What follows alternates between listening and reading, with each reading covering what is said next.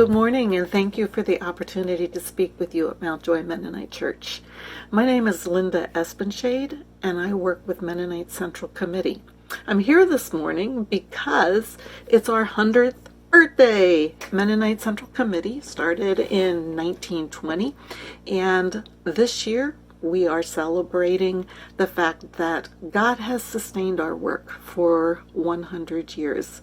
We continue as an organization to work with people around the world, responding with disasters, helping some of the most vulnerable people improve their economic situations, and also working hard on peace building, training people how to be peace builders and trying to be peace builders ourselves through our work. So this morning I'd like to tell you some stories about people who I have met as I have traveled about. Let me start with Reverend Nasir. Reverend Nasir lives in Aleppo, Syria. If you've heard much about Syria in the news, you know they are in the midst of a civil war. And I talked with him, I was actually in Beirut, Lebanon, and I talked with him by phone. And I was asking him what it's like to be a pastor in the midst of a war. And this is essentially what he told me. This morning, I woke up at 4:30 with the sound of a mortar exploding about 1 kilometer from my house. And I said to myself, a new day has started. This is something normal in Aleppo. He went on to tell me about soon after he heard that bombing, he got up, wanted to get some coffee, got a phone call, needed to help someone from church. Then he went to church and he preached. What did he preach about? He preached about how every single person in that church has something to give to God. He said, no one can say, I don't have, because God has given us even a tiny thing. We can do a lot with this tiny thing in this situation, in this community. By giving to God, he was talking about giving to each other. Even though war had taken so much from the Christians and the Muslims in this community, he was saying, you need to share what you have with Christians and with Muslims around the world. He also went on to talk about other people that he helped throughout the day, people whose houses had been damaged and so forth, and he had to help them find a new way to live. He said a lot of people have been coming to the church. They look to the church to meet not only their spiritual needs, but their material needs. And that's where MCC comes in. MCC has provided food baskets made with food that is common in Syria. Also with cash stipends, like maybe $50 a month, just enough to help people handle that thing that they couldn't handle on their own in the midst of war. He says that doing that, having those things to offer, helps him as a pastor, helps their church carry out its ministry. He says, we are not only supporting Christians, we are supporting the whole community. Muslims, Christians, Kurds, Armenians, all those who knock on our door and ask for help. We try to do even a little bit, but we don't send them away with nothing. Believe me, we never think in ways that this is Muslim, this is Christian. We think differently. We think we are here for a message, and this message should be clear for everybody, that God loves all the people, and I insist on the word all the people. Now this war affects his children as well. He says, my children, when they hear a lot of bombing, they come to our room. They try to sleep in our room to feel a little bit secure. Always we teach them. Now listen to this, because this is one of the things I keep thinking about. Always we teach our children that although it is difficult in this time, our security is in God. We suffer because Jesus suffered, and the day of resurrection will come someday. And we believe we have a lot left to do in this community. We are called to live in hope, he said. If we don't hope, we die.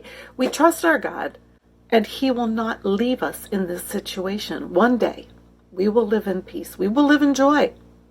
We trust God. We do our job, and that is praying, taking care of each other, reading the Bible, and being an instrument of love and peace in the community. This is what we do, and this is the hope we live in. Please don't forget us by your prayers. Now, when I read Hebrews 11, I'm not going to read the whole chapter, just the very beginning. It starts off with what may be a familiar verse for you. Now, faith is being sure of what we hope for and certain of what we do not see. So the chapter goes on to talk about Abraham, Moses, David, even Rahab the prostitute. Lots of people in the Bible who lived in faith. They lived out their faith of forgiveness of sins, God's presence among them, and the promised hope of living forever with God. And they persisted in their faith despite persecution and despite the sins that they committed, which gives us all hope, doesn't it? I want to tell you about another person who I just met in February. His name is Mulanda Juma. He lives in the Democratic Republic of the Congo. He was born in the Congo and in the midst of another war. He was born in the war. He grew up in the midst of war, and yet his parents held him close. His parents taught him the importance of God, and they helped. There was an organization that sponsored his education, which all came to help him when he had to flee the country in his early 20s. The war there, right where he was living, became so extreme. He took a boat and he struck out across the lake to Tanzania, and he continued on down to southern Africa over a year's time. So he became a refugee in South Africa, which he made the best of. So I'm going to give you some rundown, hopefully in an interesting way. He gets to South Africa and he lives among the refugees. So he starts advocating for the refugees. Because of that, he got connected to MCC, who also works with refugees and who works with peace building. They connected him with a trauma training, which he really needed because it turns out he had been told that his father was killed in a massacre in his home community, along with 100 other people from his village. So he went to the trauma training, experienced some healing. At the same time, he was attending a Baptist church that was predominantly white. And in this Baptist church, he sang in the choir. He was very active. He was appointed the first deacon in the church, first black deacon in the church, that is. But he started noticing that after church, there was a woman who would go and clean off the seats wherever a black person was sitting. Now, this would have been 1998, if I'm quite sure I have that right. All right. And he started noticing that white people never visited black people. And one day a person got up in church and started prophesying that black people should not be allowed in the church. Mulanda, instead of saying, "See ya," he hung around. And he confronted this situation, and he spoke with the pastor, and he started working in the church, and he started connecting with people, and he started a visitation program. Nevertheless, there was a group of people, his small group, that got together and decided they really didn't think he should come to their small group anymore because he was black. Well, that caused quite a stir, and one woman in the small group never went back to church after that because she was so disgusted with her church friends. But Mulanda went back. He went back, and he continued to relate. He continued to connect. He continued to confront the problem until 2006, when he got a job offer in Zambia. And he went for the job interview, And I'm sorry, he didn't get a job offer, he got a job interview. He went for the interview, and the church was praying that he wouldn't get it because they wanted him to stay. Now, I'm not so sure that's all kindness, but as it turns out, he didn't get that job, but he did get another one. And the reason one of the reasons he could get another job was because he had done peace building training with MCC. And he not only did peace building training with MCC, he then became an instructor of peace because he was just that kind of an astute student, and his heart was open to peace. Now, we're going to make a long story short. He started a whole program called a whole program of training students on peace.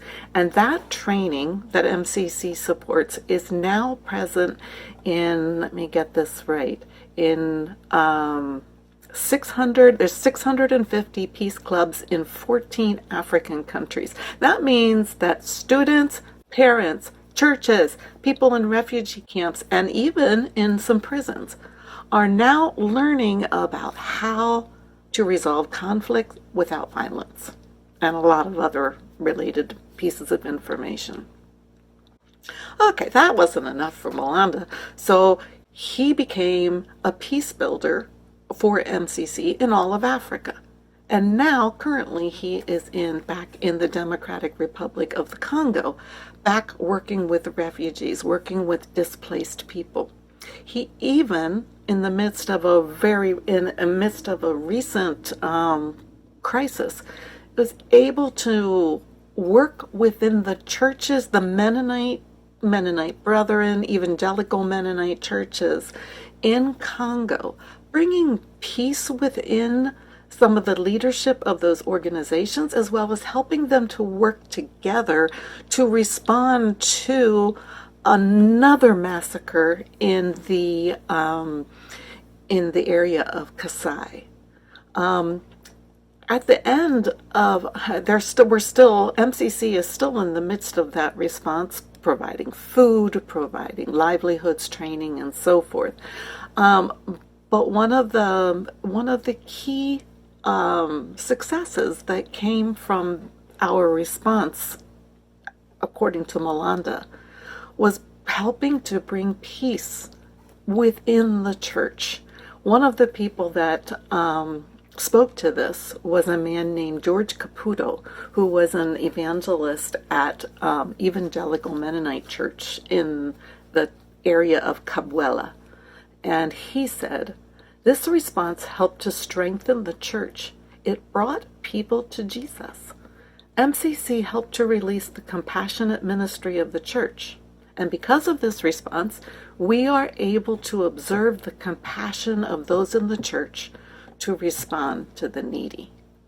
Isn't that what Christianity is all about right there in a nutshell? So we go back to Hebrews again, and you'll see that if you read through chapter 11, you'll see, and even into chapter 12, he talks about, we need to have faith, but we need to persevere in that faith. He says in Hebrews 12, 2, or 1 and 2, it says, run with perseverance the race marked out for us. Let us fix our eyes on Jesus, the author and perfecter of our faith. And then later in Hebrews 12, he says, make every effort to live in peace with all men and to be holy. Without holiness, no one will see the Lord. See to it that no one misses the grace of God, and that no bitter root grows up to cause trouble and defile many. I think these are words for Christians today. Are we as Christians in this country today holding bitterness toward other Christians who are on the opposite side of the political spectrum? Molanda was working in a church where people were not being kind to each other in South Africa, where they were treating him as less than. And he somehow managed to let go of that bitterness and engage them. Are we making every effort to live in peace on Facebook? Are we speaking the truth in love? All right, let me tell you one last story. And this story still kind of boggles my mind. I met a woman named Kolo in the town of Chibok, Nigeria in 2017. You might remember hearing about the tragedy that she was involved in. Her daughter was among one of 200 girls who were kidnapped from a secondary school in northeast Nigeria in the town of Chibok. Many of them were from the Church of the Brethren.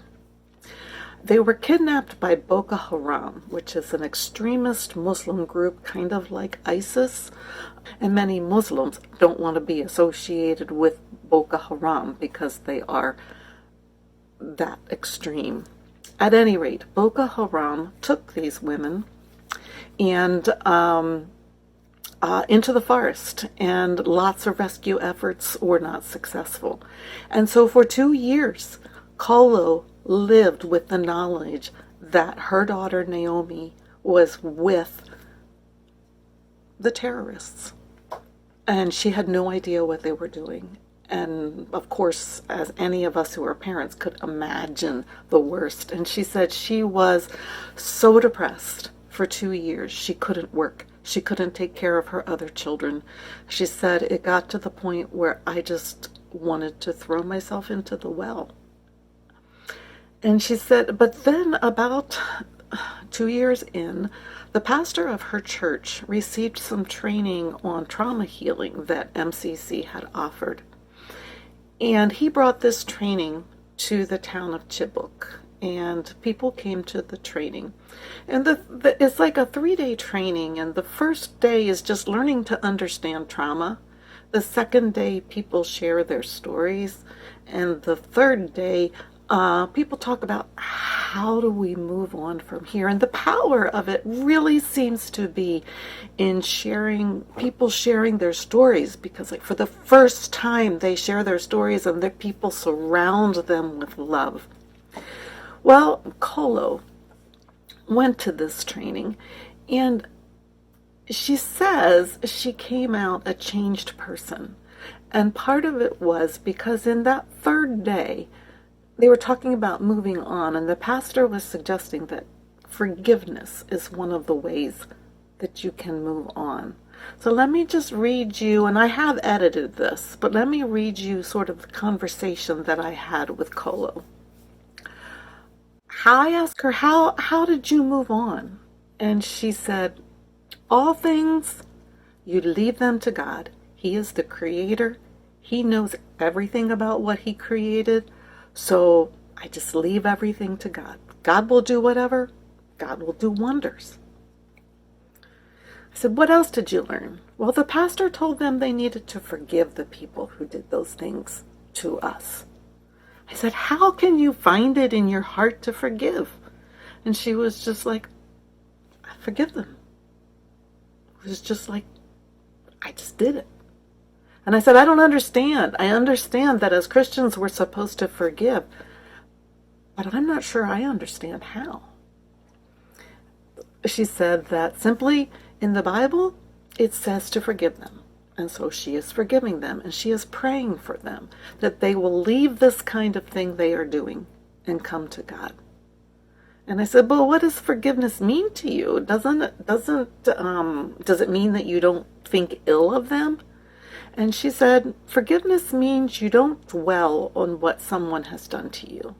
When you hold it in your mind, maybe you're going to be sick. When you forgive, you get free of mind. Nothing will be in your mind again.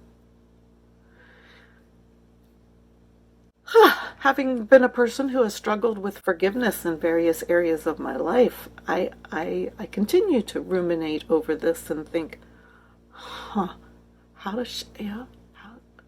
just letting go, how does that work? Now, as it turns out, God did work wonders for her, and her daughter was among of those girls who were released. And last I heard, which was about a year or two ago, Naomi was living back with her mother. How she is going to deal with that trauma, I don't quite know. But I think, and I pray that she does. But I guess the words that I would like to leave you with this morning, or the thought I would like to leave you with this morning is, This cloud of witnesses that it talks about in Hebrews, from the very first one, it talks about, by faith, Abel offered God a better sacrifice than Cain did. I would add that Reverend Nasir followed his faith, continues to follow his faith today. I would say that Molanda continues to follow his faith in his peace-building work. I pray to God that Kolo and other mothers in that community are able to continue to work out their faith as they figure out how to forgive and to continue to forgive.